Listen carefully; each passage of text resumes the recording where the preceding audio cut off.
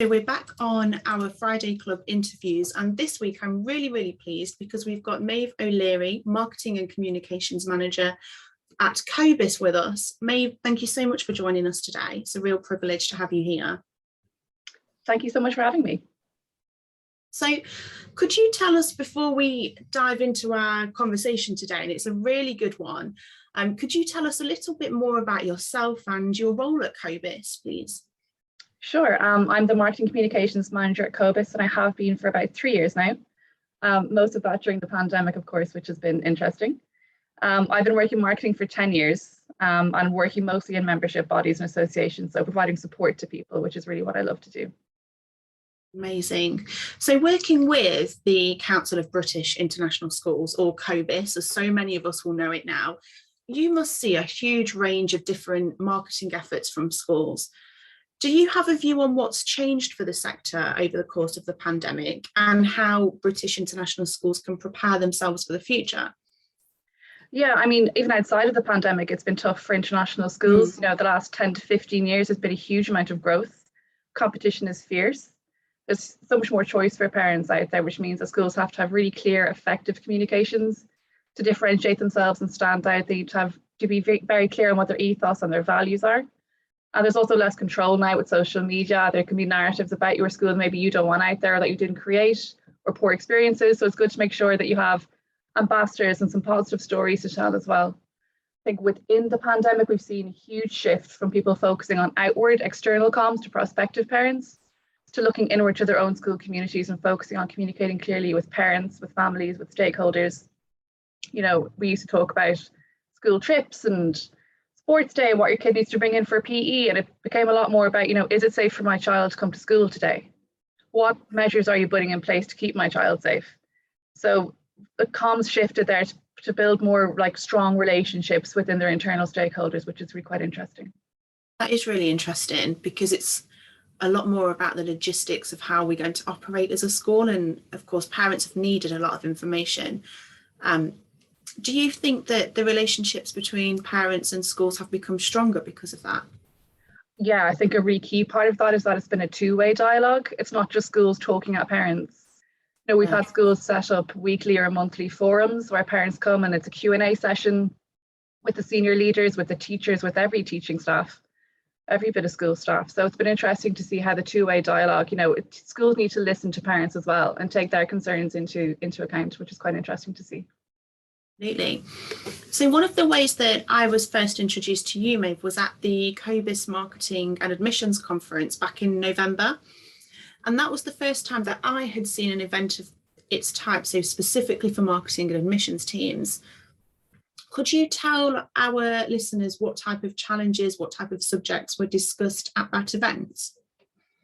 Yeah, so many, like a lot of what I've mentioned previously about communicating with parents and turning into safety inspectors all of a sudden was quite new. People's budgets were chopped, their resources were limited. So we've seen a big stretch on digital strategies. Obviously, every good comms team has a digital strategy, but they became super reliant on them and got creative with them as well. I think, you know, virtual meetings, virtual forums, virtual school visits, all these things. Some of these schools didn't have these things before. They're doing them for the first time, you know, in a high stress situation. Yeah. So we've seen a lot of schools actually have some success with those. Some people implemented short-term solutions, you know, to get through the pandemic, and they're going to keep them now because they work so well. Like virtual PTA meetings, something like 80% of our annual research survey respondents said they're going to keep doing virtual PTAs because it improved attendance so much. It was so easy for everyone to do. So there were some challenges, but some good things arose out of them as well. I think that's been one of the nice things. I mean, if we're really going to search, and we do have to search hard when we're talking about a global pandemic to find, you know, any silver linings, I think some of the things that we've found that work really well and that actually suit the school and suit the parents makes it really easy for us to have that two-way dialogue. It's the real kind of shining star of what's come out of all of the marketing activity for me. Yeah, we've done stuff like COBIS as well. Like we started filming our own videos at home. Our staff have phones. We sent them some lapel mics, and we have some editing software, and we've just been doing our own videos at home in our home offices. You know, schools have been able to do that, making virtual visits, virtual tours of the school. They can walk around the school with their own camera, their own phone. And so we've seen some people come up with some really creative solutions, which has been really nice to see. Amazing. And I think the same with virtual events. So the COBIS Marketing and Admissions Conference was run virtually and run really well. I really enjoyed attending. And I guess if we look at how that translates to schools, similarly to your experience, I've heard from schools who say, you know, we've run things like open mornings, information events, either as pure virtual events or sometimes hybrid events, and we'd like to keep with that. Having been part of that conference for COBIS, do you have any tips or advice for schools looking to bolster their virtual events? I do. I mean, the first bit of advice would be to just do it. You know, you don't know until you do it. You got to jump in both feet first and try it out. We had a lot of really great feedback for the Marketing Admissions Conference, which was really nice to hear. By that point, we'd done loads of webinars. We'd done a virtual annual conference, which was purely hosted on Zoom. But for the Marketing Admissions Conference, we used the platform Whova, which was really easy to use, got a really good interface. It allows for discussion threads and icebreakers and all these things you get at a real conference, like an in-person conference. We found that having virtual events really expanded our reach. It wasn't just one person from each school that attended. You know, we had whole marketing teams come along, or somebody came for the morning and somebody else came for lunch, and they could drop in and out of sessions between their teaching schedules. So that was really, really helpful. And then I think it just really make sure that you allow time for networking, because that's a really valuable aspect of in-person events. Yeah. And we weren't sure how it would play out virtually, because it can sometimes seem a bit forced, can't it, when it's online? But actually, we had the most positive feedback from that. We gave people unstructured time that just allowed them to get creative with their conversations, build their networks, share some insights. So yeah, that'd be my advice. Allow time for networking, use a good platform, and just do it.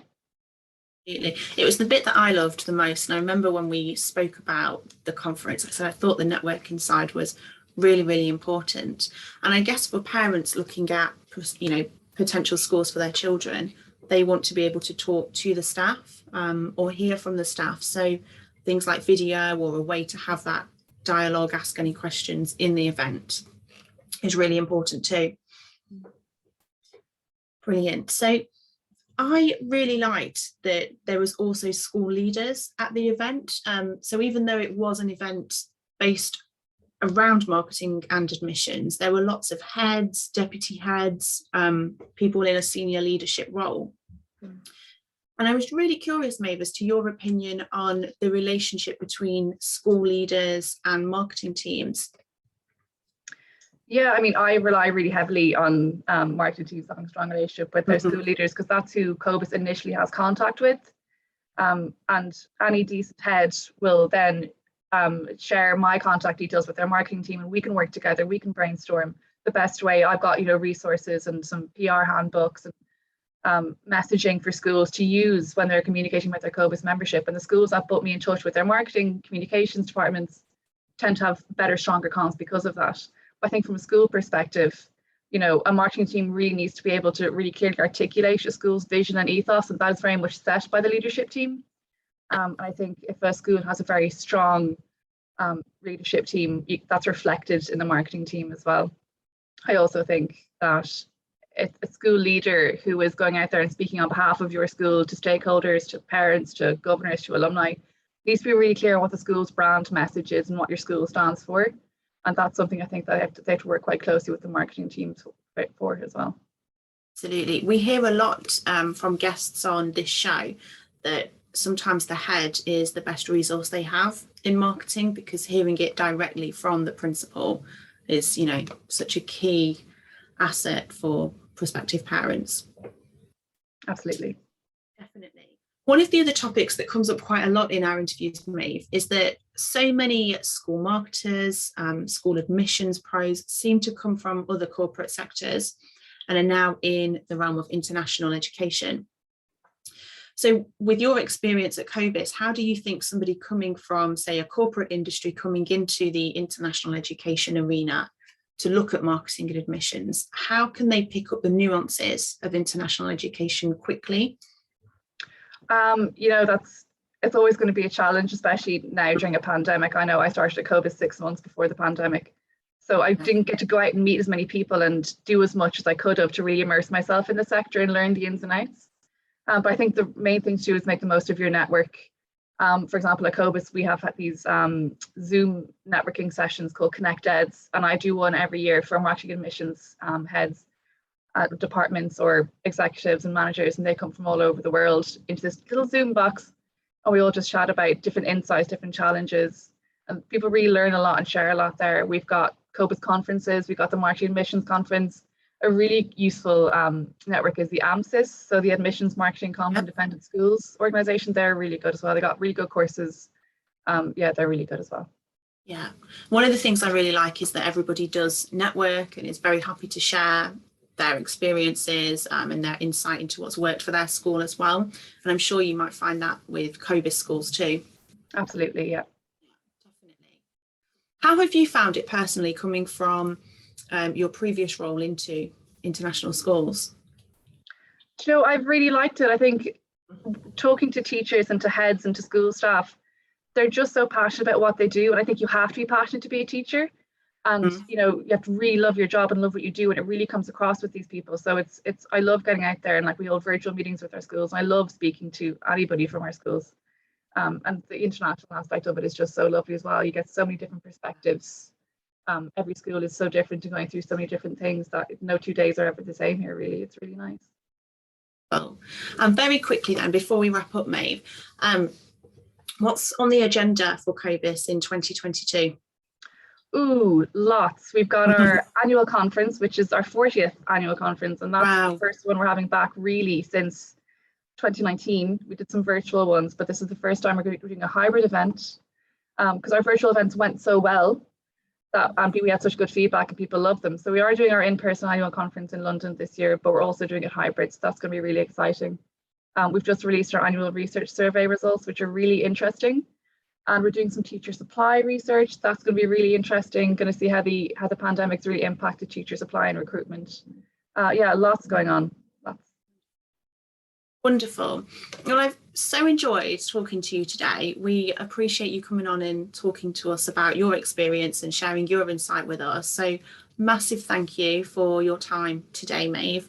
And I'm really, really excited to work with COBIS more in the future. Thank you so much for having me. It's been fun. Thank you.